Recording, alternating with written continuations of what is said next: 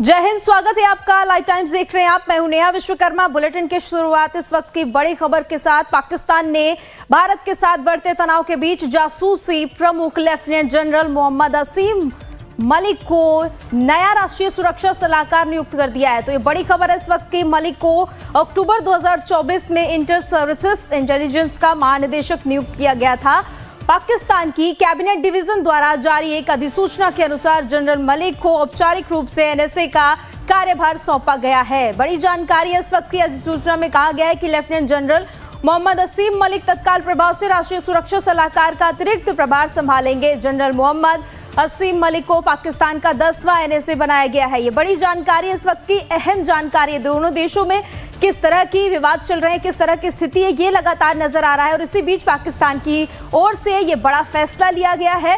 बता दें आपको कि ये पहली बार है कि किसी सेनावत आईएसआई प्रमुख को 2 प्रमुख पदों पर एक साथ काम करने का कार्यभार सौंपा गया है। ये नियुक्ति 22 अप्रैल को पहलगाम आतंकी हमले के बाद भारत के साथ बड़े तनाव के बीच की गई है, जिसमें 26 लोग मरे थे। बता दें आपको कि इस पूरे मामले पर एनएसए का पद अप्रैल 2022 से खाली पड़ा था, लेकिन अब पाकिस्तान की ओर से ये बड़ा बदलाव किया गया है। अहम जानकारी इस वक्त की बड़ी खबर है। दोनों देशों के बीच लगातार देखा जा रहा है गहमा गहमी का दौर जारी है। और इसी बीच अब ये पाकिस्तान की ओर से बड़ा फैसला लिया गया है। तनाव के बीच पाकिस्तान की ओर से ये बड़ा फैसला लिया गया है।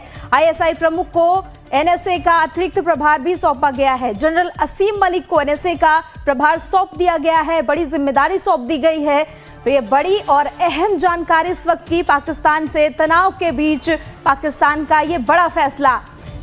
इस पर ज्यादा जानकारी के लिए हमारे साथ राजेश सिन्हा जुड़ चुके हैं। राजेश, जिस तरह से पाकिस्तान और इंडिया के बीच में गहमा गहमी का दौर जारी है, इस सब के बीच लंबे समय से ये पद खाली था और ऐसे वक्त में पाकिस्तान की ओर से ये फैसला किस तरह से समझा जाए इसको?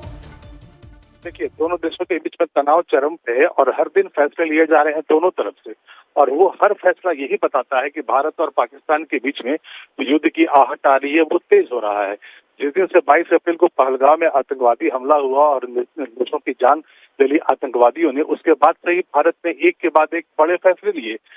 सिर्फ एक हफ्ते के अंदर में सीसीएस यानी कैबिनेट कमेटी ऑन सिक्योरिटी की 2 बार मीटिंग होती है भारत में। बड़े फैसले होते हैं। इंडस वाटर ट्रीटी को इन एविडेंस किया जाता है, सारे वीजा कैंसिल कर दिए जाते हैं और ऐसा लगने लगता है कि भारत को बहुत बड़ी सैन्य कार्रवाई करने वाला है। भारत में भी कल ही नेशनल सिक्योरिटी एडवाइजरी बोर्ड को रिफॉर्म किया गया है, यानी उसका पुनर्गठन किया गया है। और होता यही है कि जब भी भारत कोई कदम उठाता है तो पाकिस्तान दिखावा के लिए भी ठीक उसी तरह का कोई कदम उठाता है। तो हमने भी यहाँ पर अपने नेशनल सिक्योरिटी एडवाइजरी बोर्ड का पुनर्गठन किया, तो पाकिस्तान ने तो अपने नेशनल सिक्योरिटी एडवाइजर को ही बदल दिया है, नया रख लिया है। और ये पद चूंकि पहले से वहाँ खाली था और वहाँ डायरेक्टर जनरल थे आईएसआई के, उन्हीं को वहां असीम मलिक को बना दिया गया है नेशनल सिक्योरिटी एडवाइजर। और ऐसे में जब युद्ध के बादल आसपास हो और आपका तनाव हो आपके पड़ोसी देश के पास, तो आपको नेशनल सिक्योरिटी एडवाइजर की जरूरत पड़ती है। तो आप इसे कह सकती हैं कि पाकिस्तान भी पूरी तरह से तैयारी कर रहा है कि अगर भारत हमला करता है तो वो उसका मुकाबला कर पाए। तो ये दोनों देशों की तरफ से जो चुनौतियां मिल रही है तो एक दूसरे की तैयारियों के रूप में देखा जा सकता है। जी बिल्कुल राजेश, इसे तैयारियों के तौर पर तो देखा जा सकता है, लेकिन पाकिस्तान की ओर से ऐसा नहीं लग रहा कि बौखलाहट में जल्दी जल्दी तमाम जो फैसले हैं वो लिए जा रहे हैं? कहीं ना कहीं पाकिस्तान को भी डर है अब? नहीं, पाकिस्तान में तो सिर्फ दहशत ही दिख रहा है। होता यह है कि पाकिस्तान एक ऐसा राष्ट्र है जो आतंकवाद का एक्सपोर्ट करता है। भारत की सीमा के अंदर वो आतंकवादियों को भेजता है और दहशत गर्दी करवाता है। लेकिन जब से भारत ने कड़े फैसले लेने शुरू किए और ये इशारा कर दिया है एक बार फिर से सर्जिकल स्ट्राइक या बालाकोट स्ट्राइक जैसा भारत कर सकता है, तब से ही भारत के इन कदमों के डर की वजह से पाकिस्तान के अंदर दहशत का माहौल है। और इस कदर है दहशत का माहौल कि वहां के डिफेंस मिनिस्टर ने अभी हाल ही में मान लिया कि वो 30 वर्षों से ज्यादा यानी पाकिस्तान जो आतंकवाद जैसा डर्टी गेम है वो खेल रहे हैं। और अभी 2 दिन पहले की बात है, वहां के सूचना मंत्री ने ये कह दिया कि उनके पास क्रेडिबल इंफॉर्मेशन है, इनपुट्स है कि भारत 24 से 36 घंटे के बीच में हमला करने वाला है। तो दहशत का आलम पाकिस्तान में यह है कि मंत्री ऐसा बोल रहे हैं। जी नेहा, बिल्कुल दहशत का आलम भी है, लेकिन एक और सवाल है कि यही नाम क्यों पाकिस्तान की ओर से सिलेक्ट किया गया? और भी तमाम लोग थे, असीम मलिक ही क्यों? वो अभी deputy ISI inter services intelligence जो वहाँ की एजेंसी है आईएसआई, उसमें वो पहले से थे।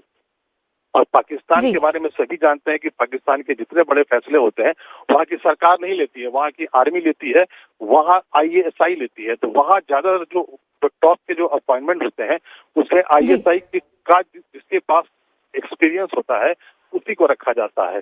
और इसीलिए कि वो डायरेक्टर जनरल बनाए गए थे आईएसआई के इंटर सर्विसेज इंटेलिजेंस के अक्टूबर 2024 में, तो उन्हीं को ये प्रभार दे दिया गया है नेशनल सिक्योरिटी एडवाइजर का, क्योंकि वो आईएसआई और एनएसए दोनों के इंचार्ज रहेंगे। तो पाकिस्तान ने अपनी तरफ से एक अच्छा फैसला लिया है। उनको ये लग रहा था कि जिसके पास आईएसआई हो, जिसके पास पूरी इन्फॉर्मेशन आ रही हो, इंटेलिजेंस का इनपुट्स आ रहा हो, वही हमारा अगर नेशनल सिक्योरिटी एडवाइजर होगा तो ज्यादा पावरफुल तरीके से हम भारत को जवाब दे पाएंगे। ये पाकिस्तान के अंदर का मामला है और पाकिस्तान की तरफ की यही सोच रही है। जी नेहा। बिल्कुल राजेश, अब देखना होगा कि आगे पाकिस्तान की ओर से और क्या कुछ इस पर कहा जाता है। आपका बहुत